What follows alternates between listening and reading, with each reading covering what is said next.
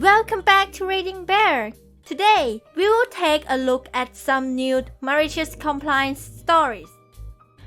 And if you enjoyed my content, please don't forget to subscribe to my channel and post some bear emojis in the comments. Let's go! First one is titled, Doggy Saves the Company with a Single Butthole Lick. Once upon a time, I decided to go after an LGBT certification for my company. This requires a lot of documentation, including having to prove my certified gayness on paper, another hilarious story, but not the focus here. So, one thing to note about my business is that I am a sole proprietor.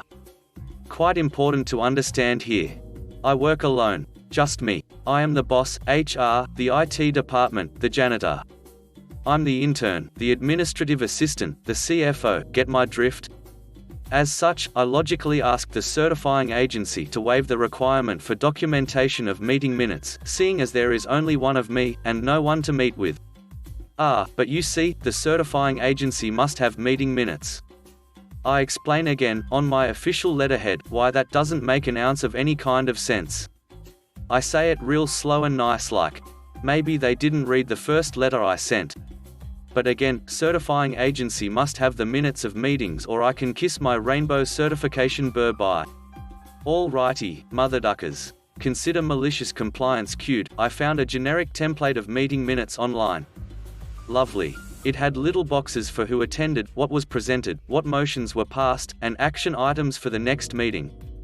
I added my company name and the date, and sat my trusty little doggy next to me.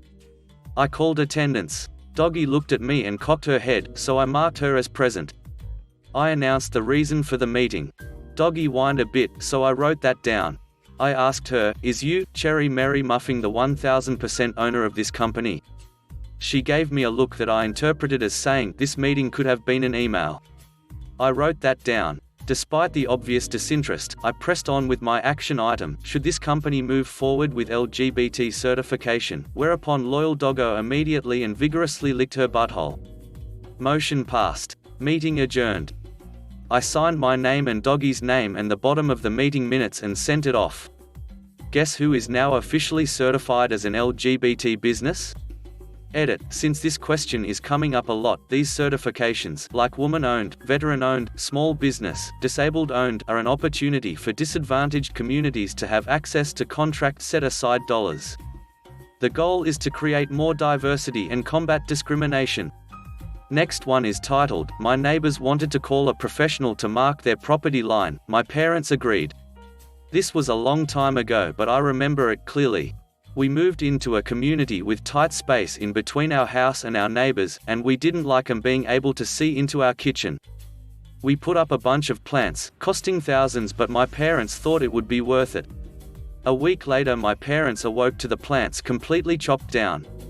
My father was furious, and marched down to our neighbor's house. He told my father the plants were on his property line, therefore he had total right to take them down. He warned that if anything were to go on his property again, he would report us to the authorities immediately. Later that day my father called the company that put in the plants, and with the warranty we could have them replanted next week for no charge. We made sure there was no way it was on our neighbor's property. However, a few days later we caught him chopping them down at 2 a.m. We called the police upon obstruction of property, and after a chat with my neighbor he decided to call a professional and mark his property line. My father agreed. A few days later I got home to find orange tape in my neighbor's yard. Apparently, his fence was 11 feet over our property line. We watched as he took down his fence, completely furious. Within the next month we were enjoying our new space and privacy in our backyard, and my neighbor ended up losing 1/4 of his backyard. My neighbor ended up having to pay almost $10,000 for the destruction of our property, and we got to plant our plants again. Next one is titled, Not Even the CEO Can Do It.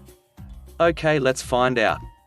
This is from a long time ago, but I thought I would share. I bought a laptop from a large Fortune 500 company. We will call this company Bell Computers. After about 2 years the hinges on the laptop broke and it was almost, but not quite, out of warranty. I called the service center and they refused to replace it. I called, got the runaround, and each time they refused to fix it or even send me the part. Eventually I was speaking with a low-level customer service manager and I told them I would keep trying to escalate this until someone honored the warranty. Then he replied, "You can escalate this all the way to the CEO and he wouldn't even do it." Well, it was at that moment, it clicked. See, I used to work for Bell Computer Company. I didn't know the CEO, Mr. Bell, but while I was employed there he would occasionally send mass emails out to the staff. The email was also a combination of initials and names, so it was easy to remember. Alright then, let's play. I hung up the phone and drafted an email to Mr. Bell, CEO of Bell Computers, just like the helpful customer service rep said I should do. I wrote in the email about being a former employee, how the runaround with customer service was awful, how I just wanted the part to fix my laptop. The next day I got a phone call from Mr. Bell's executive assistant. I spoke with her for about 15 minutes about everything that happened. She took my info and my computer service number and said she would forward it to the VP of customer service. I got an email the following day saying it part had shipped. Next one is titled, "Do My Job and My Job Only?" Sure. In 2003 to 2004 I worked for a call center in Idaho and I was hired from off the call floor into the facilities department alongside the IT guy, think primary role facilities with a junior role in IT. I didn't care for the facility role, so in my spare time I dove into the IT side as much as possible and did work on behalf of the IT guy to keep the issues at a minimum for the IT guy. Eventually the IT guy started complaining that I was doing his job, although that was the deal when I was hired and I was keeping up on my facilities work and the IT work. One day I was up on the call floor imaging a section of PCs because the IT guy bailed on me after he threw a fit over something, I can't remember what. This day there happened to be an executive on site and she asked the site manager why the facilities guy was doing IT work. I was told to only work on facilities issues. QMC. All of my work from that day forward came in the form of a ticket. No ticket, no work. 75% of the time I was chilling in my office watching a movie while the IT guy was busting his butt. Turns out they needed my help but wouldn't let me. Eventually the IT guy was let go for underperformance and I moved into the role full time. Had the guy not complained about me helping, he may have kept his job. Next one is titled, "Take Shifts I Said I Can't Take?" Sure. Background, year was 2012 or 2013. I worked at a casino where majority of employees are unionized. Our shifts are changed every 3 months based on company needs. 7 years at a casino since high school, did some schooling here and there, they've let me grow and keep my employment. I pretty much feel like I owe the casino plenty, since if it weren't for this casual job, I wouldn't be where I would be now in terms of career and investments, whole another story. I was also one of their few people who can deal various Omaha games and tournaments. I have enough seniority to work part-time, graveyards or mornings. Likewise, I also finished my schooling a year ago and secured a position that I wanted, in a company I wanted to grow and have a career with. Story, we were now required to pick our shifts for the next 3 months. I was previously a part-timer for weekends and nights. Gave them a heads up that I'm currently working a 9 to 5 at an office nearby and unable to work during the day shift Monday to Friday. When it was my turn to choose my shift, I was advised I have to choose a day shift during the day. Well, being livid and annoyed was the start of it. Practically told them I can't work those shifts, and will not be able to work those shifts, mentioning if I get those shifts, I will be calling in sick. Lo and behold, I was forced to take shifts I can't do. Well, I told HR that I can't work those shifts and if I take them that I will be calling in sick. Know what HR said? If I don't take the shifts, I will no longer be working at the casino. I practically said okay and HR lady was dumbfounded. Fast forward a month and the new shift starts. I call in sick every weekday from the stairwell from my day job. I didn't give any BS excuse, just said I can't work due to previous arrangements. After a month of this, get called in with HR, poker manager and shift manager asking why I keep calling in sick. I flat out said I told you why I can't work these shifts. I told you what I plan to do if I get these shifts if I get them. HR was quiet. Poker manager was quiet. At this point, I felt like I'm the one doing them a favor. That, and I liked the work environment, the people and players I worked with. Well, I was asked if I'd like to resign, and to their amazement, I said yes. But I had to train people with Omaha and tournament games. So for 3 to 4 years after my resignation, I would come back in for 2 to 3 weeks at a time and assist them with their poker tables. Next one is titled, Try Telling a Queer Scientist That He Has No Choice. My husband, Chad, is naturally a better decorator than many professional designers that have their own shows. Years ago, when he lived in an apartment complex, the rental office staff became aware of how beautiful he decorated his apartment. It really was award-winning, literally. Anyway, the apartment manager notified Chad that his apartment was to be the model going forward. Chad was not happy with this development. Strangers moving through his personal areas, going through his things, possibly stealing things. Unacceptable. The apartment manager was quick to mention that this was a part of Chad's lease. Suddenly, an idea occurred to Chad. Are you allowed to move or cover up anything in my apartment? No sir, we are not allowed to touch, move, rearrange or cover up anything. Thank you. Chad put up every piece of male erotica he possessed, and he even bought some more. Posters, figurines, serious art. Even a pile of magazines fanned out on the coffee table, like some kind of doctor's office. Chad called the rental office and warned them against bringing anyone into his apartment that was a child or squeamish about such subject matter. The rental office immediately sent over one of their maintenance men to confirm. Check and mate. Next one is titled, Bring My Coffee Maker Back? Okay, watch what happens. I work as a mechanic at a manufacturing plant in Nowhere, America, and I have been for over a decade now. Before I got assigned to my current location, the only way to get coffee here was to either bring some from home or pay $1 at a vending machine to get the crappy cheap stuff. I decided to go with the first option but took it even further by bringing my spare coffee maker from home and then bringing in the usual supplies periodically. I kept it in the mechanic's office in plain view. For the longest time, it was very apparent that I was the only one using my coffee maker even though I never said it was exclusively for me. This went on for about a year until I got a partner on my shift who also drank coffee. We came up with the idea of starting a coffee fund by leaving a jar for spare change next to the coffee maker.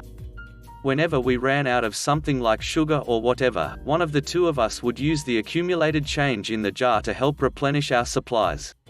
This was all well and good, until my partner got promoted to maintenance supervisor some years later, making him my new boss, and I was by myself again. I left the jar sitting next to the coffee maker as usual and kept using the old routine. I also put a note on the side of the maker, in plain view, that said, if you use the coffee maker, please put some spare change in the coffee fund jar so we can keep the supplies in stock. This was just in case someone from a different shift decided to use it when I wasn't there. However, one day I noticed that I was running out of sugar way too fast. I don't put much sugar in my coffee to begin with, so this told me that someone else was using the coffee maker. Eventually, I noticed that all the supplies were getting too low too fast and not just the sugar. This normally wouldn't be a big deal, except I also noticed that the jar wouldn't accumulate like it used to. It either had the change I put into it, or someone would be taking change out but not restocking our coffee supplies. I put up with this for a little while, but I eventually got fed up with being the only one buying supplies for the coffee while one or more others were using it and taking money out of the jar. I took the coffee maker home and just started filling up my thermos with coffee and bringing it to work with me. About a week later, I get stopped in the aisle by a supervisor, not mine, as I'm trying to leave for the day. The following exchange occurs. Me is me, Saul is supervisor.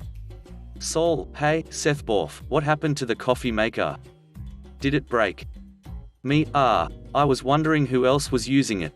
Nah, it didn't break. I just got tired of people taking money out of the coffee fund jar without using said money to buy more supplies. I was still buying them out of pocket.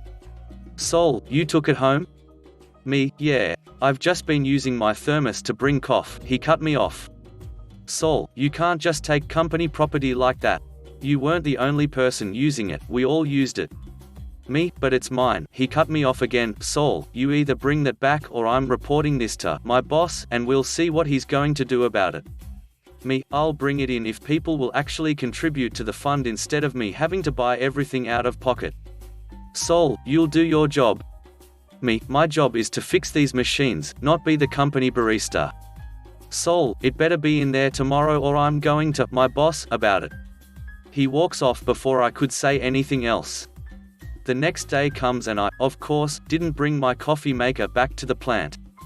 At the end of my shift, Sol confronts me again. Sol, Sethborf, did you bring the coffee maker back? Me, nah. I told you, I'm not going to be the only one supplying it. Sol, you can't just keep company property at home. That coffee maker has been in there for years and you need to bring it back. Me, I know it's been in there for years. It's been in there for as long as I've been here because I brought it from home. That's my coffee maker. Sol, I'm calling my boss right now and we'll see what happens to you. Me, laughing, go ahead. I don't care. You can't tell me what to do with my personal property. I then walk out to my car and leave. While on the way home, my boss calls me. If you recall from earlier in this story, he used to be my partner. Even after his promotion, we remained close friends. The following conversation happens. Bob, not his real name, is my boss, former partner, close friend. Me, picking up the phone, hey, Bob, what's up? Bob, I just got off the phone with Saul. What's all this about you taking company property home? That's not like you, man. What's he even talking about? Me, he didn't tell you what it was? Bob, nope. He just said you admitted to stealing company property and refused to return it.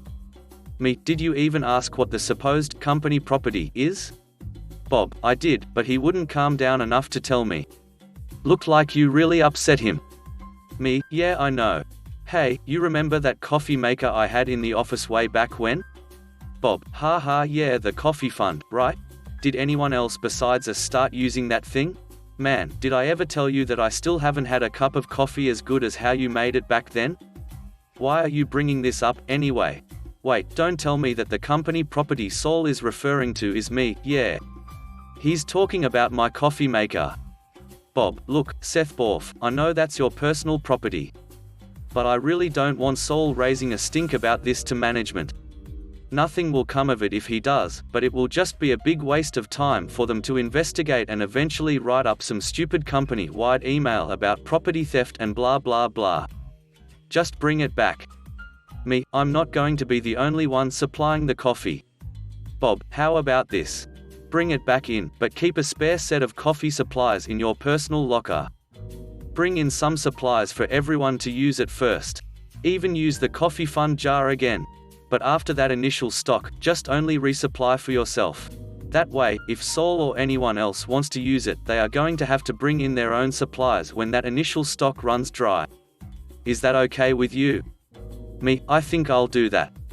ND, that's what I did. The next day, I did as Bob asked, but I also kept additional supplies for myself in my personal locker. I didn't tell anyone else about this except for Bob. Saul confronted me yet again that same day. Saul, I see you brought the coffee maker back. Me, yeah. Bob asked me to. Saul, you're lucky he didn't report you to human resources for it. Me, report me to human resources. For a coffee maker. Yeah, okay. Saul, whatever. Now we can all have our coffee again, no thanks to you. Me, no thanks to me, yet it's my coffee maker. Saul, don't get the tone with me. I'll call Bob and he'll straighten you out again. As planned, I let the initial coffee supply stock run dry without ever replenishing it. I also didn't contribute anything to the coffee fund jar. This took about a week, and there was never any change in the jar. Saul confronts me yet again. Saul, hey, Sethborf, we are completely out of creamer and sugar. And the coffee tin itself is running low. Me, yeah, okay. Saul, don't you think you should get on that? Me, I'm not the company barista, Saul. Saul, okay, but we don't have any creamer nor sugar. Me, then buy some. Saul, I thought you did that? Me, oh me, no, I had surgery that prevents me from shitting out creamer. Bring your own. Saul, Sethborf, you need to do your job. Me, I do my job. What do you do? Saul, Seth, me, no. Saul, what do you do? Don't say your job, because your job isn't to pester someone to buy coffee supplies out of their own pocket, is it? Sol, that's not very nice. Me, you're right. It's not very nice at all. It's also not nice to complain to Bob because I won't bring my own personal property to work, now is it? Sol, but we need coffee. Me, then bring your own. This isn't my job. If you want creamer, then you need to bring it in yourself. I'm not supplying the coffee anymore. Sol, Sethborf, I'll call Bob again. Me, call him then. He'll tell you the same thing I just told you and you'll have wasted your time. Just like how you're wasting my time now. I'm going home. Have a good one. I start walking out. Sol, wait, come back. When I go in for my next shift, all the supplies are fully stocked. And they remain that way for good. Someone else has taken the responsibility of resupplying the coffee. I even notice change in the jar regularly building up. I haven't contributed a single penny, but it's still filling up. Someone else has taken over handling the coffee supplies. I haven't asked who, but I think either Saul is doing it himself or he's got someone else doing it. It's free coffee for me, so I don't care either way. Last one is titled, "Okay, I'll replace the basketball net." A few years ago, I lived in a neighborhood with an obnoxious HOA, Homeowners Association. If you don't know, these enforce neighborhood rules intended to keep the area nice. Most rules are okay and keep someone from planting a 100-foot flagpole with 20 flags attached and other outrageous stuff. Some of the HOAs have overzealous enforcers that send threatening letters about any little thing. Have your Christmas wreath on your door on January 3rd? Letter. I'd had problems with this association 2 to 3 times. The story begins when the basketball net on the goal in the driveway wore through. The kids ripped it the rest of the way off. I'd intended to get a new one, but it had been 2 weeks and I hadn't gotten round to it yet. Threatening letter. You are violating HOA rules that clearly state your goal must have a net. I was impressed there was such a rule, so I looked it up. That is what it said. However, that is all it said. It didn't say a regulation net, standard net. Nothing. It just needed a net. So I bought 5 nets. I used zip ties to attach the top of one net to the bottom of another. This created a long, chained-together net that reached the ground. Goal was lowered, kids. So I hung it up and there it sat. I was in full compliance with the rules, so there was nothing they could do about it. One neighbor asks me about it and I explained what happened. She didn't seem to think it was funny, so I think she must have been the person making the occasional complaints about us. Anyway, after a month or so, I cut all but one net off. Never had any HOA letters after that. Thanks for listening.